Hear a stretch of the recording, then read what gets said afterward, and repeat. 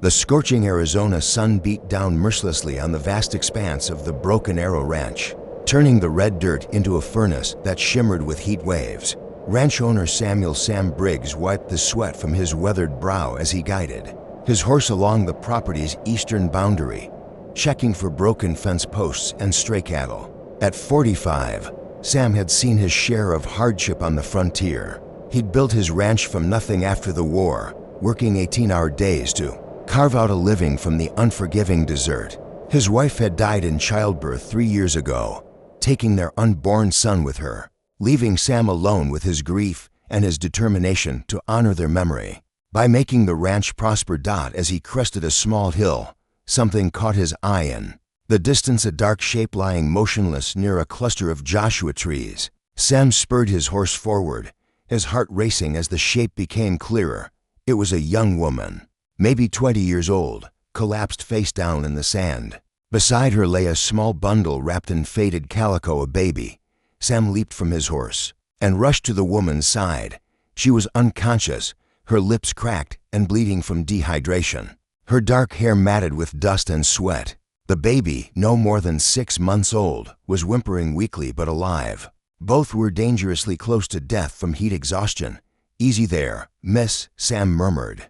Though he doubted she could hear him, he gently turned her over, revealing a face that was both beautiful and gaunt from hunger and exposure. Her clothes were torn and dirty, suggesting she'd been traveling for days without proper supplies. Sam quickly uncapped his canteen and carefully dripped water onto the woman's lips. She stirred slightly, her eyelids fluttering. When she finally opened her eyes, Sam was struck by their unusual amber color like honey in sunlight. But what struck him even more was the look of pure terror that crossed her face when she saw him. She scrambled backward, clutching the baby protectively to her chest, her mouth moving frantically though no sound came out. Sam realized with a start that she was trying to speak, but couldn't or perhaps wouldn't. Her hands moved in rapid, desperate gestures that he didn't understand. "Ho, easy there," Sam said softly, raising his hands to show he meant no harm. "I'm not going to hurt you. You're safe now." The young woman continued her silent gesturing, tears streaming down her dirt-stained cheeks. It was then that Sam noticed something crucial. She wasn't responding to his voice at all, only to his movements. She was deaf. Understanding dawned on him, and Sam pointed to himself and said Sam, then pointed to her questioningly. She seemed to understand and pointed to herself, then used her hands to spell out letters in the air. Sam had learned some basic sign language from a deaf cowhand years ago, and he could make out Mry. Mary. Her name was Mary. Sam pointed to his horse, then to his ranch in the distance, trying to communicate that he wanted to help her. Mary shook her head violently, fear still dominating her features. She pointed to herself and the baby, then made a gesture like someone riding away quickly. She was afraid of something or someone. "Mary," Sam said, using her name and pointing to her so she'd know he understood.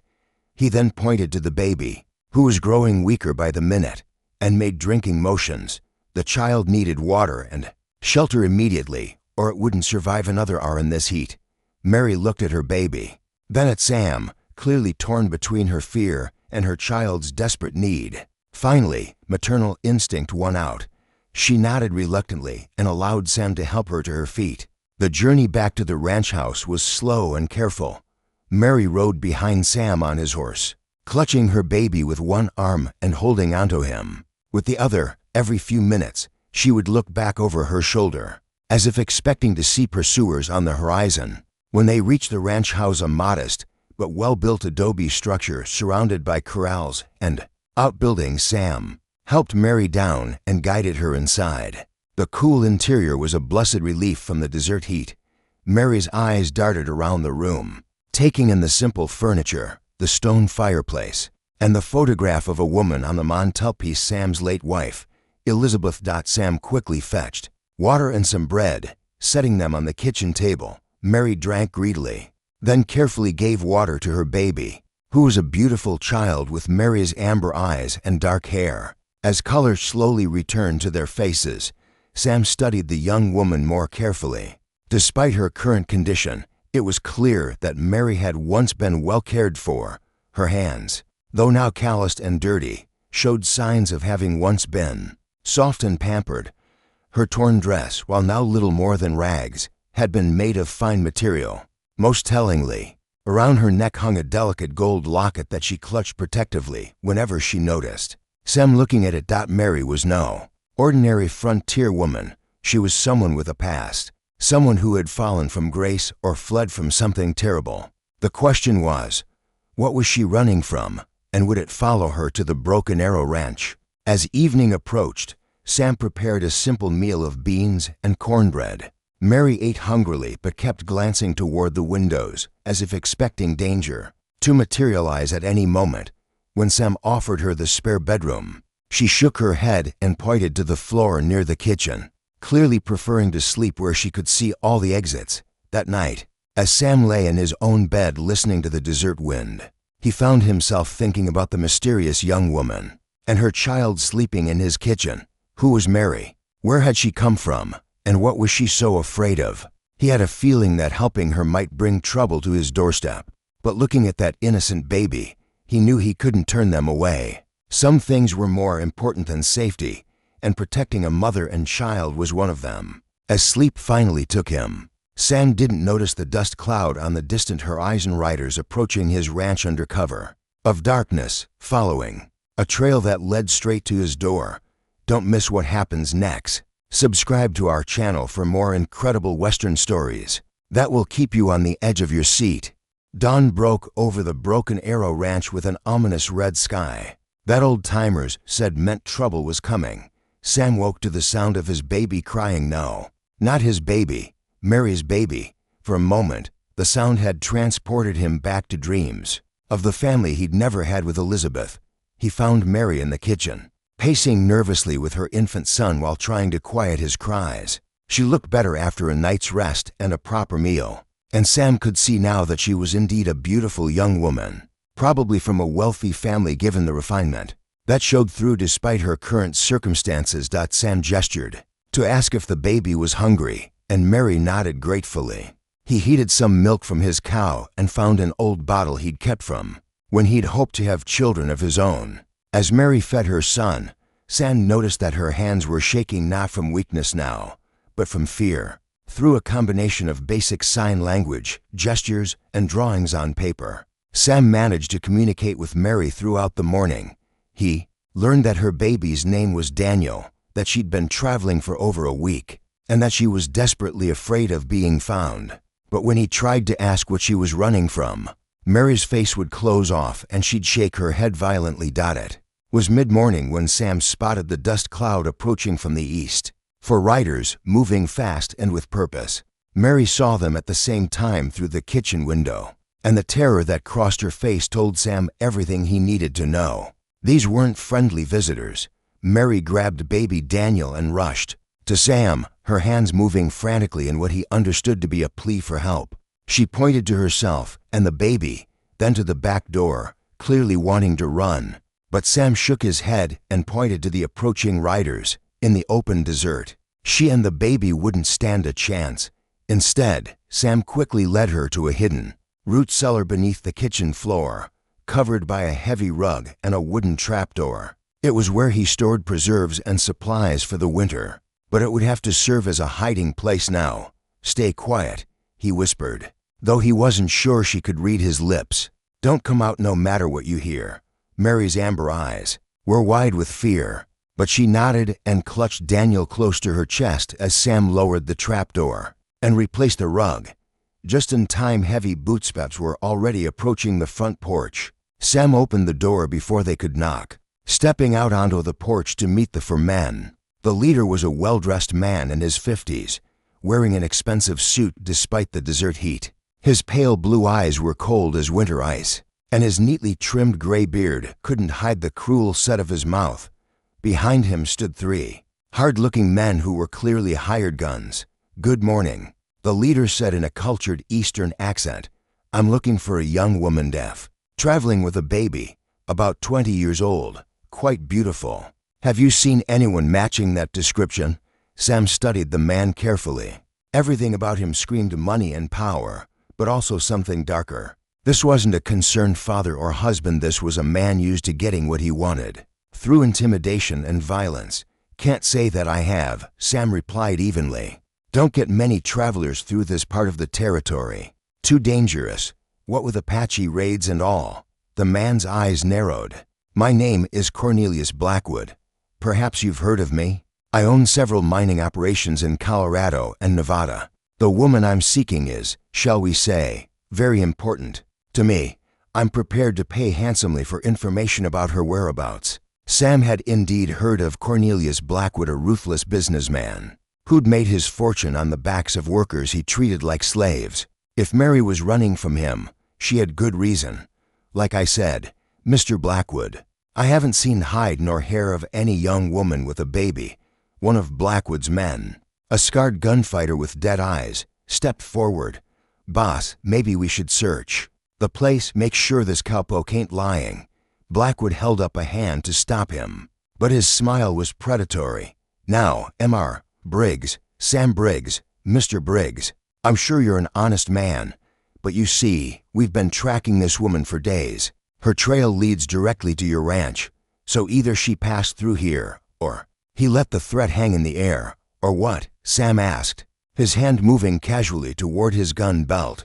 Or you're harboring a thief and a kidnapper, Blackwood said, his voice dropping to a dangerous whisper. You see, the woman stole something very valuable from me, and she also kidnapped my grandson. I have every right to search for them. Sam felt his blood run cold. If Blackwood was telling the truth about the baby being his grandson, then Mary's situation was even more complicated than he'd thought. But something in Blackwood's manner, the way he talked about Mary like she was property, the casual cruelty in his eyes told Sam there was much more to this story. Well, like I said, I haven't seen them, Sam repeated, but if I do, I'll be sure to let the sheriff know. He handles all legal matters in these parts.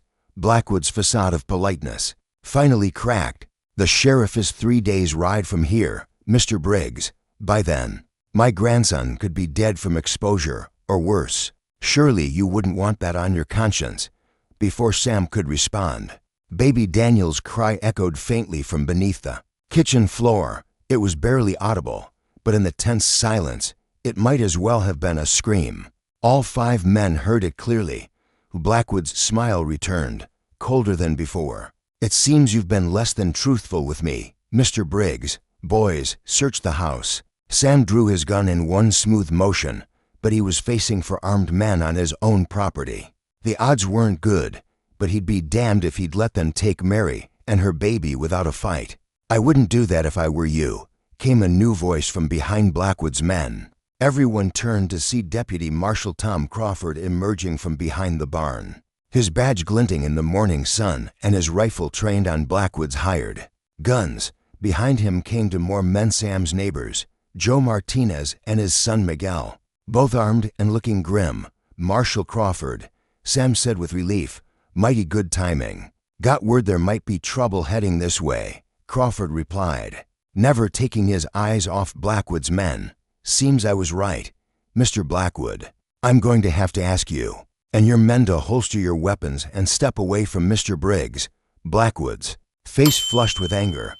Marshal, this man is harboring stolen property and a kidnapped child. I demand you arrest him immediately.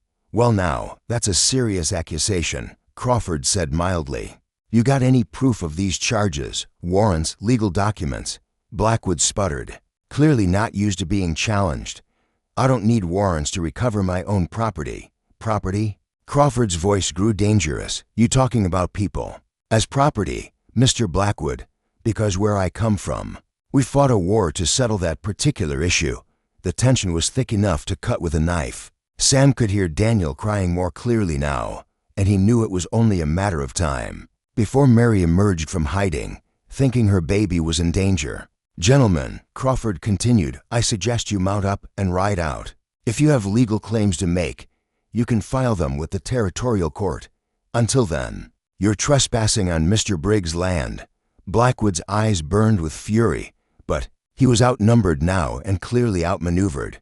This isn't over, Briggs, he hissed. I'll be back with proper legal authority, and when I am, You'll pay for interfering with my family business." As Blackwood and his men rode away, Sam felt a mixture of relief and dread.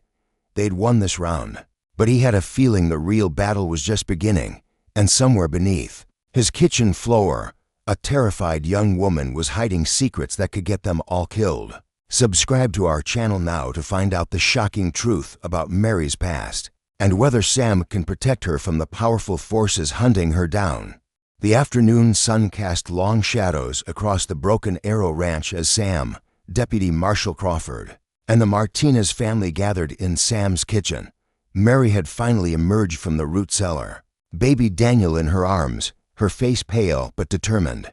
She kept glancing between the men, clearly trying to gauge whether she could trust them. "Mary," Sam said gently, speaking slowly so she could read his lips, "these are friends. They helped send the bad men away." Marshal Crawford removed his hat respectfully. "Ma'am, I'm Deputy Marshal Tom Crawford. I need to understand what's happening here so I can help protect you and your baby." Mary looked at Sam questioningly, and he nodded encouragingly. Slowly, with trembling hands, she reached for the gold locket around her neck. For the first time since Sam had found her, she opened it, revealing a small photograph inside. The men leaned closer to see the image of a young, well-dressed woman who was unmistakably Mary, but looking healthier and happier, standing next to a handsome young man in a Union Army uniform. Through a combination of writing on paper and sign language that Joe Martinez surprisingly could translate, his late wife had been deaf. Mary began to tell her story, and what a story it was. Her full name was Mary Catherine Blackwood. She was indeed Cornelius Blackwood's daughter, but not by choice or love. She had been born deaf, which her father considered a shameful defect that reflected poorly on the family name. Throughout her childhood, he had kept her hidden away, hiring tutors and governesses, but never allowing her to appear in public or form relationships outside the household. 2 years ago, at age 18, Mary had fallen in love with a young soldier named Lieutenant James Mitchell, who was recovering from war wounds at a Denver hospital where Mary volunteered. James was one of the few people who saw past her deafness to the intelligent, compassionate woman beneath. He learned sign language to communicate with her, and they planned to marry. But when Cornelius discovered the relationship, he was furious. A disabled daughter was embarrassment enough. He wouldn't allow her to marry beneath her station and produce potentially defective grandchildren. He forbade the marriage and had James transferred to a dangerous frontier post, where he was killed in an Apache attack just days before the wedding was to take place. Mary wrote frantically on the paper, tears streaming down her face as she revealed the most shocking part of her story. James had been killed before they were married, but not before they had been intimate. When Mary discovered she was pregnant with Daniel, Cornelius was apoplectic with rage. "He locked me away," she wrote, her handwriting shaky with emotion. "Said I had disgraced the family. When Daniel was born, Father planned to have him sent to an orphanage and tell everyone he died at birth. He said no one would ever know the truth." Marshal Crawford's face darkened as he read Mary's words. "So you ran away to protect your son?" Mary nodded vigorously and continued writing. "I heard him talking to his men. He wasn't going to send Daniel to just any orphanage. He was going to have him killed. Said it was better than letting a bastard child carry the Blackwood name." The room fell silent except for the sound of Daniel's soft breathing. As he slept in his mother's arms, Sam felt sick to his stomach. No wonder Mary had been so terrified when he first found her. "There's more," Mary wrote.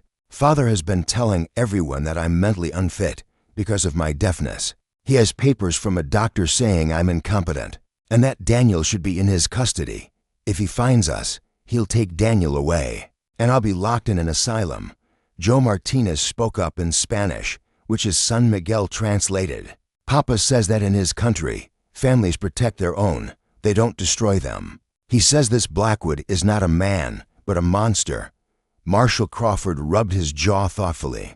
"This puts us in a difficult position. Legally, Blackwood does have rights as the child's grandfather, and if he has medical documents declaring Mary incompetent, those documents are lies," Sam burst out. "Anyone can see she's as sharp as a tack. Just because she can't hear doesn't mean she can't think. or take care of her child. I know that, and you know that, Crawford replied.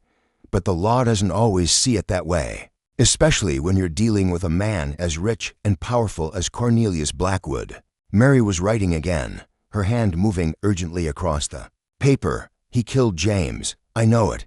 James was an experienced soldier. He wouldn't have died so easily in a simple patrol. Father has connections in the army. He arranged for James to be sent to the most dangerous area possible. The weight of her words settled over the room like a heavy blanket. If Mary was right, then Cornelius Blackwood wasn't just a cruel father, he was a murderer who would stop at nothing to maintain his family's reputation and his control over his daughter. What do you want to do, Mary? Sam asked gently. You can't keep running forever, especially with a baby. Mary looked down at Daniel, sleeping peacefully in her arms, then back at Sam. She took the pencil and wrote one word: fight. Marshal Crawford nodded approvingly. That's what I was hoping you'd say. But we'll need proof of Blackwood's crimes, and we'll need to establish that you're a fit mother despite your deafness. She's more than fit, Sam said firmly. I've watched her with that baby for 2 days now. She loves him more than life itself, and she's smart and capable. Her deafness doesn't change that.